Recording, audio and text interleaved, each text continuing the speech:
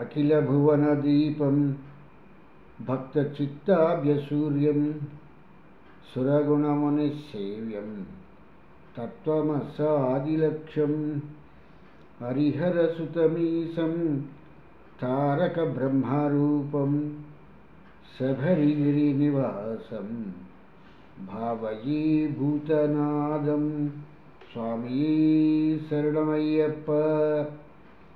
ప్రియమైన ఆత్మబంధువులారా, ఆశతో వారి సౌజన్యంతో మనం ఈ భక్తి అనేటువంటి కార్యక్రమాన్ని మనం ప్రారంభించుకుని ఈ ప్రారంభించుకున్నటువంటి ఈ కార్యక్రమంలో విశ్వామిత్రుల వారు జనక మహాపురికి వెళ్ళినప్పుడు జనక మహారాజు తన యజ్ఞం గురించినటువంటి విశేషాలను చెప్పి ఇంకొక 12 రోజుల తర్వాత ఆహుతులను ఇస్తాము, ఆ ఆహుతులు స్వీకరించటానికి దేవతలందరూ కూడా వస్తారు కనుక అప్పటి వరకు కూడా మీరు ఇక్కడ ఉండి ఆ కార్యక్రమమును చూడవలసినదిగా నేను కోరుతున్నాను అనేటువంటి విషయాన్ని విశ్వామిత్రుల వారికి ఈ జనక మహారాజు చెప్పటం జరిగింది. ఇదే సమయంలో విశ్వామిత్రుల వారు రాముణ్ణి చూపిస్తూ జనకునికి ఈ రాముడు ఎలా ఈ అహల్య శాపాన్ని విమోచనం చేశాడు, తన యజ్ఞంలో తాటకిని ఎలా సంహరించాడు, సుబాహుని ఎలా సంహరించాడు మొదలైనటువంటి ఇతివృత్తాలన్నింటినీ కూడా పూసగుచ్చినట్లుగా చెప్పి వీళ్ళు దశరథుని తాలూకు పుత్రులు అని ఒక మాట చెప్పటం జరిగింది.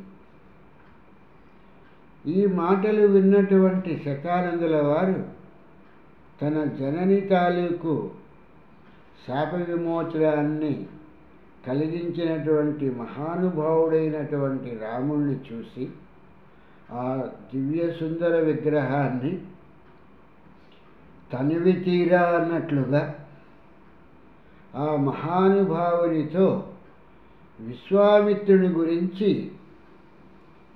ఆయన గొప్పతనాన్ని గురించి, ఆయన ఎంత గొప్పవాడు, ఎంత పరాక్రమశాలి అనేటువంటి విషయాలన్నింటినీ కూడా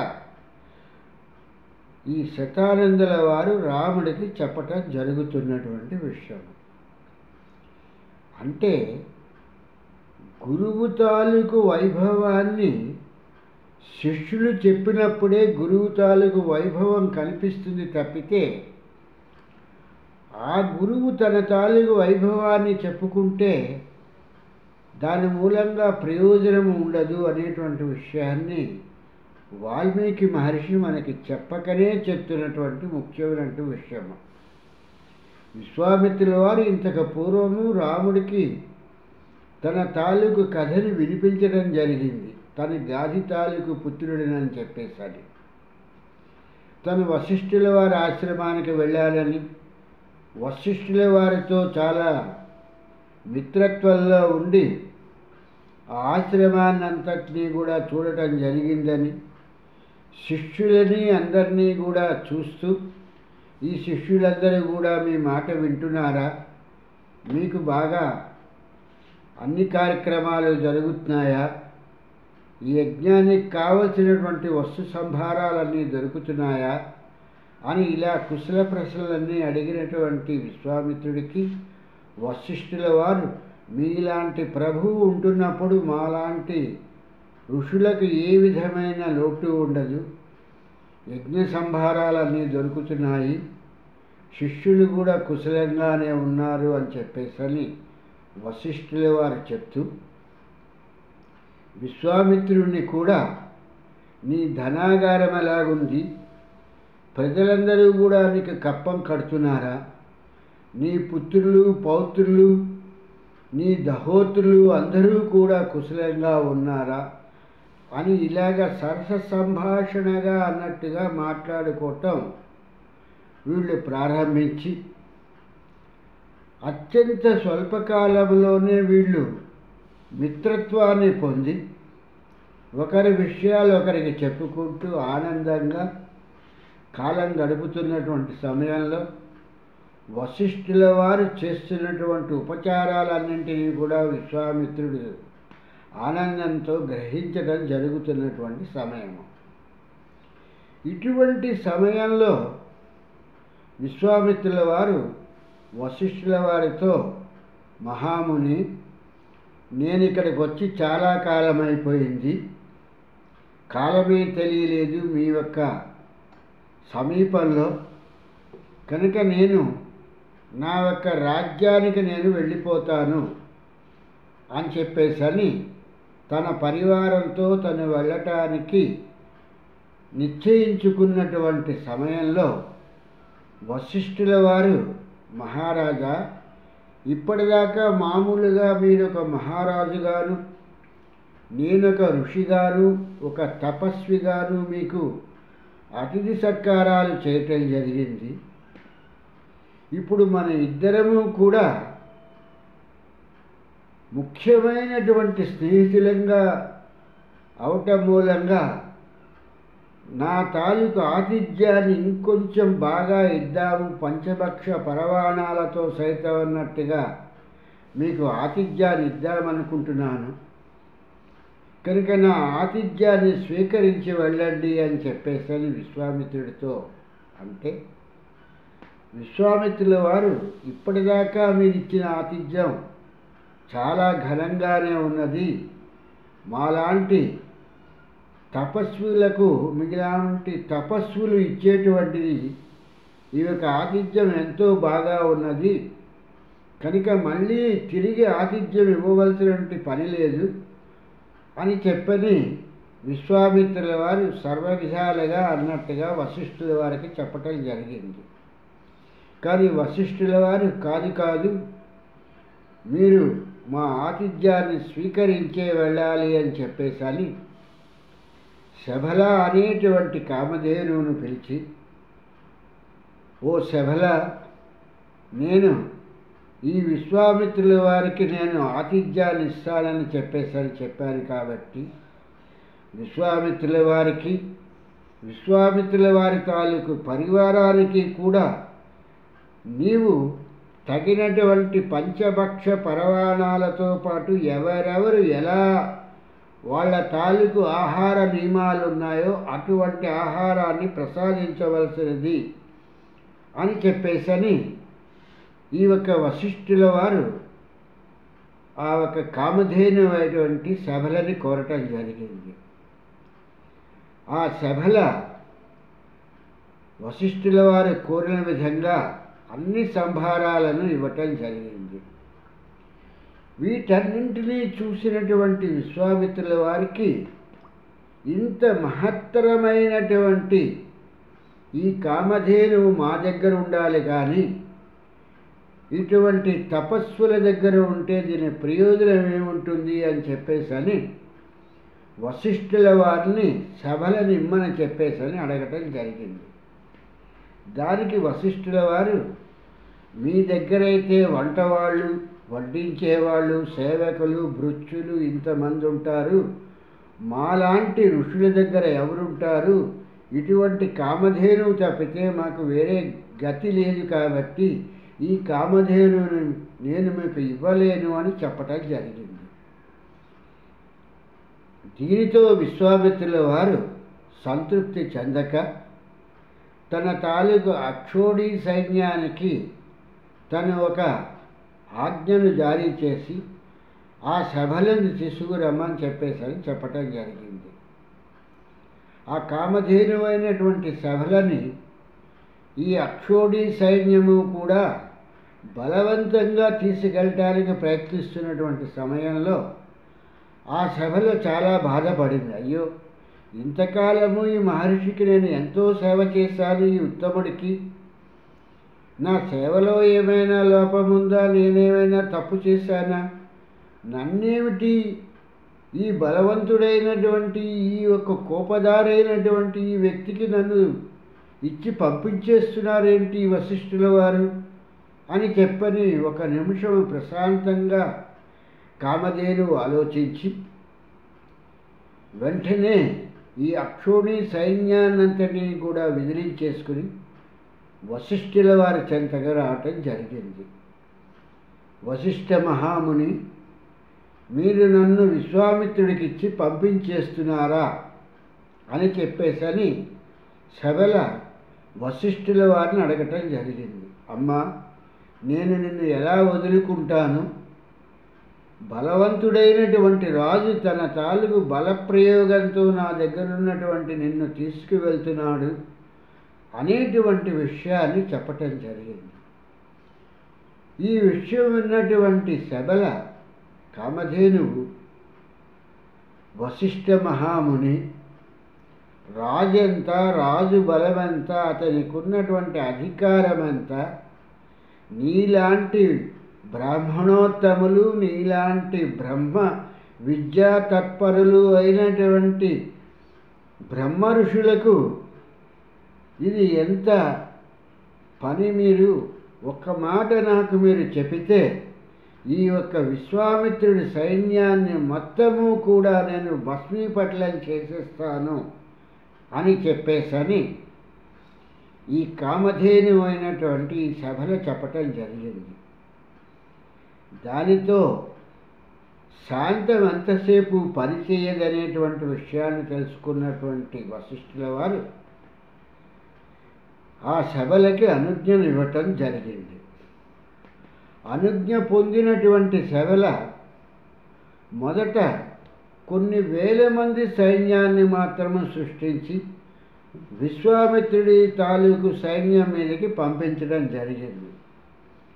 దుడక్ర అంటే దృఢంగా ఉన్నటువంటి కాయులు, ధైర్య సాహసాలు కలిగినటువంటి వారు, మహాబలవంతుడైనటువంటి విశ్వామిత్రుడి తాలూకు సైన్యం అంతా కూడా ఈ సభలో పంపించినటువంటి వేల మంది సైనికులని కూడా చెల్లాచెదరు చేయటం జరిగింది.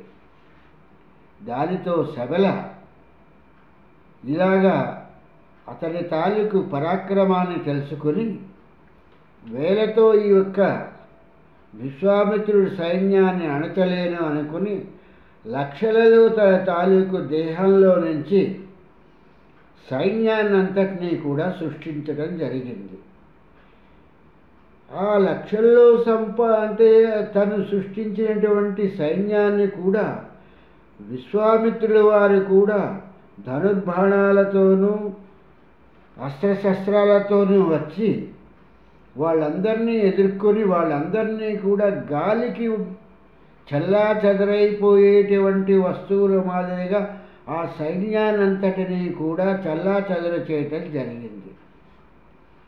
ఇదంతటినీ కూడా చూస్తున్నటువంటి వశిష్ఠుల వారు మళ్ళీ సభలను ఉద్దేశించి ఉత్తములైనటువంటి దృఢక్రాయులైనటువంటి సైన్యాన్ని సృష్టించి విశ్వామిత్రుల వారి తాలూకు సైన్యాన్నంతటినీ కూడా భస్మీపటలం చేయమని చెప్పేసని సభలకి తిరిగి పేర్కొనటం జరిగింది. ఈ యొక్క విషయాన్ని విన్నటువంటి సభల ఇప్పుడు తనలో నుంచి సైన్యాన్ని సృష్టించినటువంటి ఈ యొక్క తరుణంలో మనం ఒక చక్కని పాటను విందాం.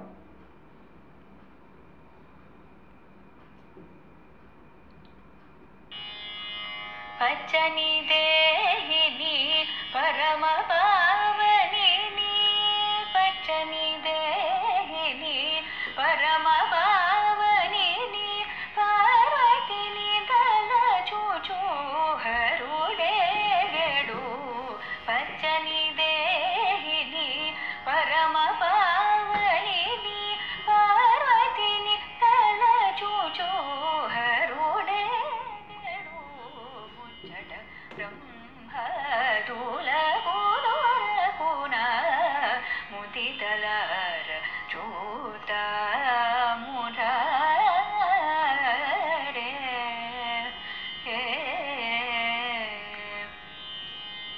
చల్లరే వేల్పుల రీతి తిరుల కర పల్లవములను తడుకనుచు బిరుదులెల్ల మెరయ నిజ భక్తులు పొగడగ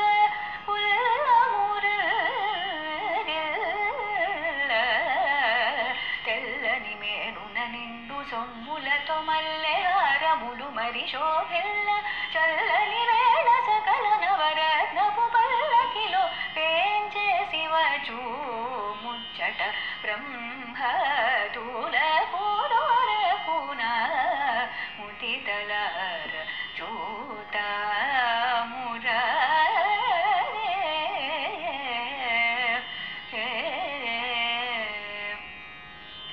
భాగవతులు హరి నామ కీర్తనము బాహుగ సుస్వరములతో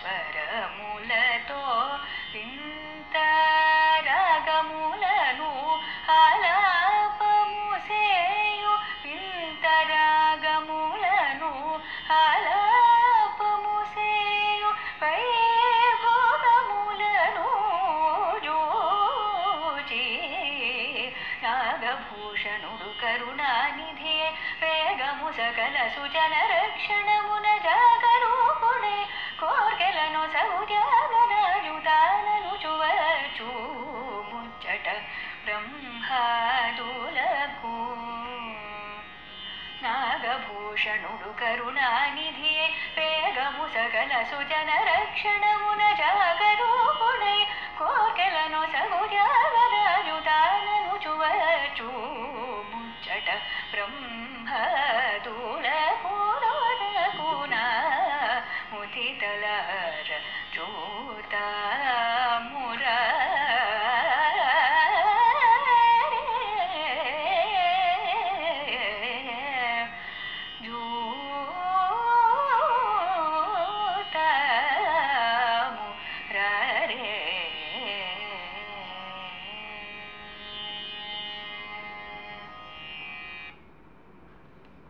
అంతటా విశ్వామిత్రుల వారు ఈ సభలను చూసి సైన్యాన్ని దృఢక్రాయులైనటువంటి వాళ్ళని అందరినీ కూడా ఆ ఒక్క విశ్వామిత్రుడి తాలూకు సైన్యం మీదకి పంపించమని చెప్పేటప్పటికల్లా ఈ ఒక్క కామధేనువైనటువంటి ఈ సభల తన రోమాల్లో నుంచి తన పొదుగు నుంచి తన యోని నుంచి రకరకాలైనటువంటి సైన్యాలని కుంభారము నుండి సూర్య తేజస్సు గల కాంబోజులు పొదుగు నుండి శస్త్రములను ధరించిన ప్లవలులు పుట్టుకొని వచ్చిరి. యోని ప్రదేశం నుండి యవనులు, పురుష ప్రదేశం నుండి శకులు, రోమకూపము నుండి మ్రేచ్చులు, హరీతులు, కిరాతులు ఉద్భవించిరి.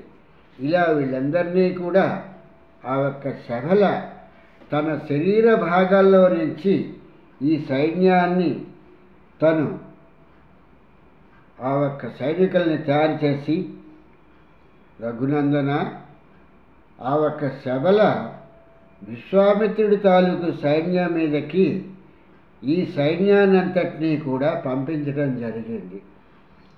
ఈ పంపించినప్పుడు ఈ యొక్క విశ్వామిత్రుల వారు తన తాలూకు అస్త్రశస్త్ర విద్యలన్నింటినీ కూడా ఆరితేరిన వాడైనటువంటి ధైర్యశాలైనటువంటి విశ్వామిత్రుల వారు ఈ ఒక్క సైన్యాన్ని కూడా చల్లాచెదరు చేస్తూ తన అస్త్రశస్త్ర ప్రావీణ్యాన్నంతటినీ కూడా చూపించటం జరుగుతున్నటువంటి తరుణంలో వశిష్ఠుల వారు కూడా హూంకారం అనేటువంటి ఒక శబ్దంలో నుంచి కొంతమంది సైన్యాన్ని సృష్టించి ఆ ఒక్క క్షణంలో ఆ విశ్వామిత్రుడి తాలూకు 100 పుత్రులలో 99 మంది పుత్రుల్ని కూడా వాళ్ళని భస్మీపడలం చేయటం జరిగింది. ఇలా జరగటంతో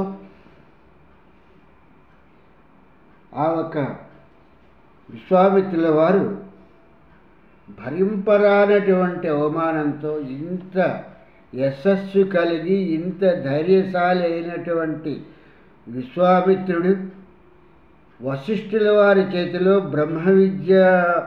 బ్రహ్మ సాంప్రదాయానికి సంబంధించినటువంటి ఒక ఋషి చేతిలో శృంగభంగమైపోయిందన్నట్లుగా తనలో ఉన్న ధైర్యమా పోయింది.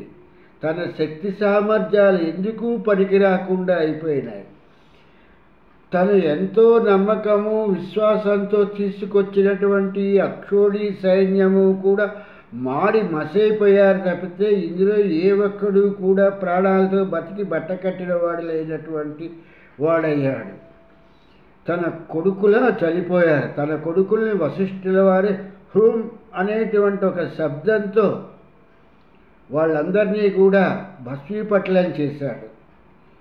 ఇప్పుడు ఇంకా అతనికి వేరే గత్యంతరం అనేటువంటిది లేక ఓటమిని అంగీకరించాలా, ఓటమిని అంగీకరించకూడదా, అసలు దీన్ని యుద్ధం కింద తీసుకుంటామా లేకపోతే ఇది యుద్ధం కాదు, ఒక ఋషికి ఒక రాజుకి జరిగినటువంటి దాంట్లో రాజు పరాభూతుడయ్యాడంటే ఇది యుద్ధం అంటారా ఏమంటారు అనేటువంటి విషయాన్ని కూడా విశ్వామిత్రుడు జీర్ణించుకోలేక ఒక తపస్వి అయినటువంటి ఒక ఋషి చేతిలో ఇంత శృంగభంగమైందా, ఇంత ధైర్యశాలి అయినటువంటి ఏకచక్రాధిపత్యంగా మహీమండలాన్నంతటినీ కూడా చుట్టి వచ్చిన నేను ఈ అక్షోణి సైన్యం తాలూకు బలాన్నట్టుగా వీళ్ళతో కూడి తిరిగి వచ్చిన నేను ఇప్పుడు ఇటువంటి దుర్భరమైనటువంటి పరిస్థితిలో ఉన్నానా అని చెప్పేటువంటి విషయాన్ని పదే పదే అన్నట్టుగా ఆలోచిస్తూ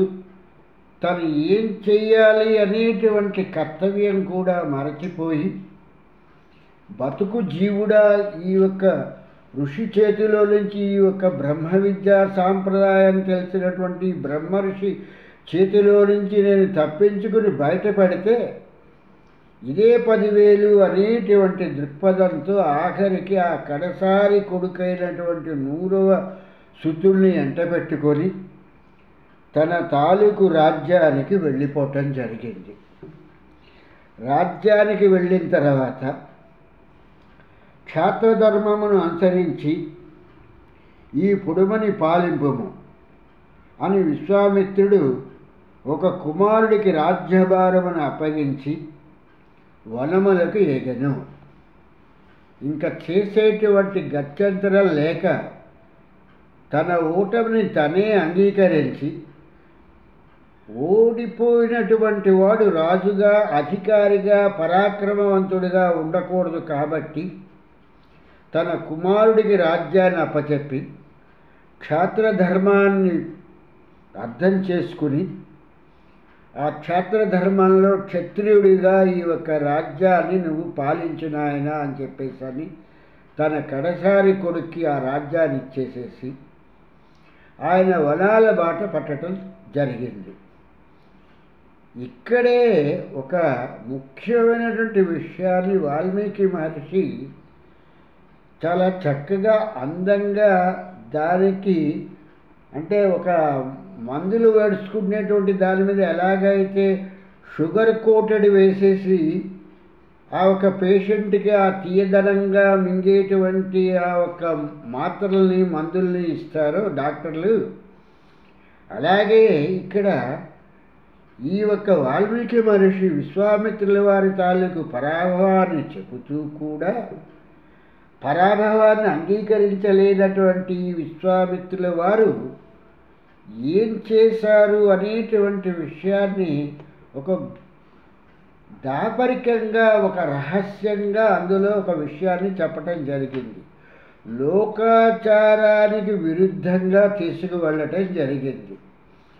ఏ పనైనా ప్రారంభించాలంటే తూర్పు దిక్కుగా మనం కూర్చుని పూజ చేయాలి, లేకపోతే తూర్పు దిక్కున దేవుణ్ణి పెట్టి పడమర దిక్కుగా మనం కూర్చోవాలి, లేకపోతే ఇంట్లోకి అడుగు పెట్టేటప్పుడు కుడికాలతో అడుగు పెట్టాలి అని ఇలాంటి దిక్కుమాల శాస్త్ర పరిజ్ఞానాన్ని చెప్పేటువంటి దాని అంతటినీ కూడా విశ్వామిత్రుల వారి తాలూకు ఆ ఒక ప్రతిభని, అంటే గర్వం లేకపోయినప్పటికీ కూడా లోకాచారాలకి ఎలా అతీతుడుగా ఈ యొక్క విశ్వామిత్రుడు ముందుకు అడుగు వేశాడు అనేటువంటి దాంట్లో ఒక రహస్యమైనటువంటి ఒక కార్యక్రమాన్ని వాల్మీకి మహర్షి అందులో ఉంచి విశ్వామిత్రుల వారు ఉత్తర దిక్కుగా వెళ్ళటం జరిగింది.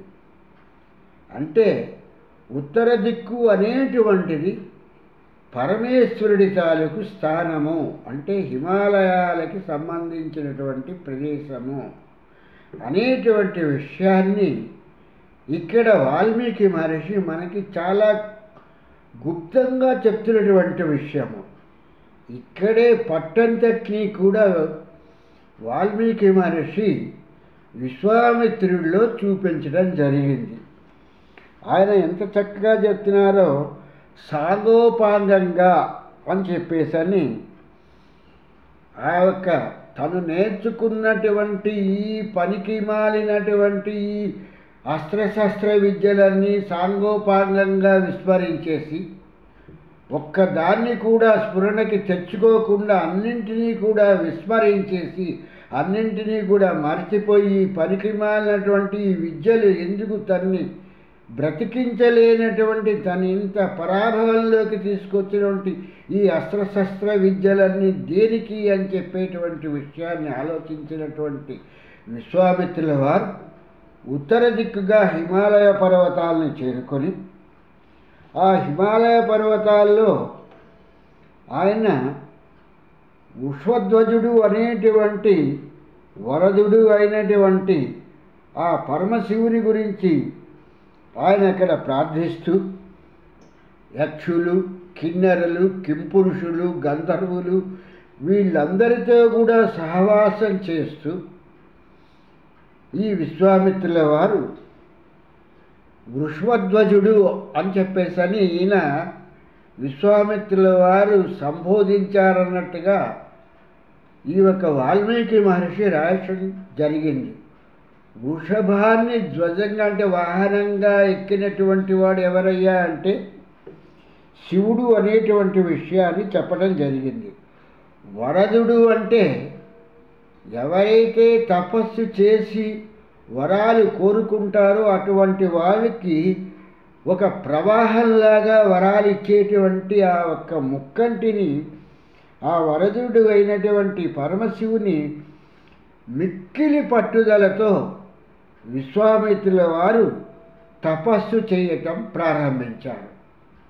అంటే ఎవరైనా ఒక కార్యక్రమాన్ని ప్రారంభించాలంటే తూర్పు దిక్కుగా వెళ్ళు, లేకపోతే పడమర దిక్కుగా వెళ్ళు అని చెప్పేసి చెప్తారు. అలాగే సైన్స్ ప్రకారం తీసుకున్నట్టయితే ఈ యొక్క దక్షిణ ధ్రువం నుంచి ఉత్తర ధ్రువానికి మాత్రమే ఈ ఎలక్ట్రానికల్ మ్యాగ్నెటిక్ వేవ్స్ అనేటువంటి ప్రయాణం చెందుతాయి. నార్త్ పోల్ నుంచి సౌత్ పోల్కి రావు, సౌత్ పోల్ నుంచి మాత్రమే నార్త్ పోల్కి వెళ్తాయి. నార్త్ పోల్ సౌత్ పోల్ని మాత్రమే ఆకర్షిస్తుంది. అంటే ఉత్తరం దక్షిణాన్ని ఆకర్షిస్తుంది తప్పితే ఉత్తరాన్ని ఉత్తరంగా ఉంచితే అది వికర్షింపబడుతుంది అనేటువంటి ఒక సైంటిఫిక్ రీజన్లో కూడా ఇక్కడ ఈ యొక్క వాల్మీకి మహర్షి విశ్వామిత్రుల వారు ఎలా వెళ్ళి తపస్సు చేయటానికి వెళ్ళారు, మ్యాగ్నెటిక్ వేవ్స్ ఎండ్ పాయింట్ ఏమిటి అనేటువంటి విషయాన్ని మనకి ఇక్కడ దాపరికంగా అన్నట్టుగానంటే మూర్ఖులైనటువంటి వాళ్ళకి చెబితే దీని తాలూకు ఫలితం అర్థం కాదు.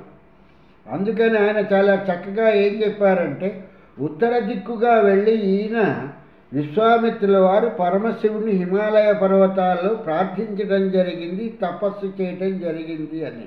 అంటే వేవుపాము దక్షిణ దిక్కు నుంచి ఉత్తర దిక్కుకి వచ్చి అక్కడ ఎండ్ పాయింట్ అయిపోయి మళ్ళీ దక్షిణాన్ని ఆకర్షిస్తుంది. కాబట్టి ఈ యొక్క పరమశివుడిని ప్రార్థించటానికి తపస్సు చేయటానికి నిశ్చయించుకున్నటువంటి ఈ విశ్వామిత్రుల వారు ఉత్తర దిక్కుగా వెళ్ళారు. అంత తప్పితే వశిష్ఠుల వారిని జయించాలని తూర్పు దిక్కుగా వెళ్ళి లోకాచారానికి అన్నట్టుగా ఆయన అటువంటి పని చేయలేదు అనేటువంటి విషయాన్ని ఇక్కడ మనకి తేటతెల్లంగా చెప్తున్నటువంటి విషయము.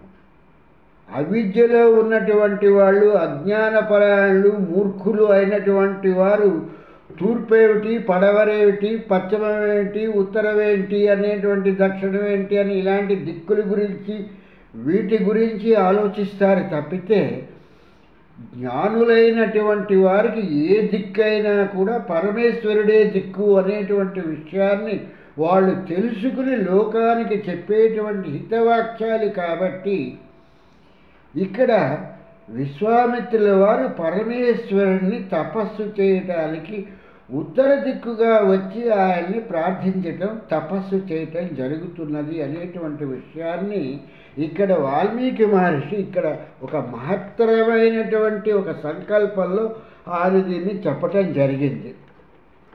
ఇటువంటి విషయాలన్నింటినీ కూడా మనం తెలుసుకోవాలి. సాంగోపాంగంగా అనేటువంటి దానికి వచ్చేటప్పటికీ మిగిలిన విషయాలన్నింటినీ కూడా ఆ వెంకటనాథుడి తాలూకు అనుగ్రహంతో రేపు మళ్ళీ మనం విశ్వామిత్రుడికి ఆ పరమేశ్వరుడు ప్రత్యక్షమై ఏమి వరాలు ఇచ్చారు అనేటువంటి విషయాలని మనం తెలుసుకుందాము. అంతవరకు కూడా అయ్యప్ప కరుణా కటాక్షంతో నయన కాంతుల వెలుగులోన దారి చూపవయ, నీవే నా ఇల వేల్పు స్వామి, నీవే నా దిక్కు అని చెప్పేసని ఆ స్వామిని మనం స్మరించుకుంటూ స్వామి శరణం, స్వామి శరణం, స్వామియే శరణమయ్యప్ప.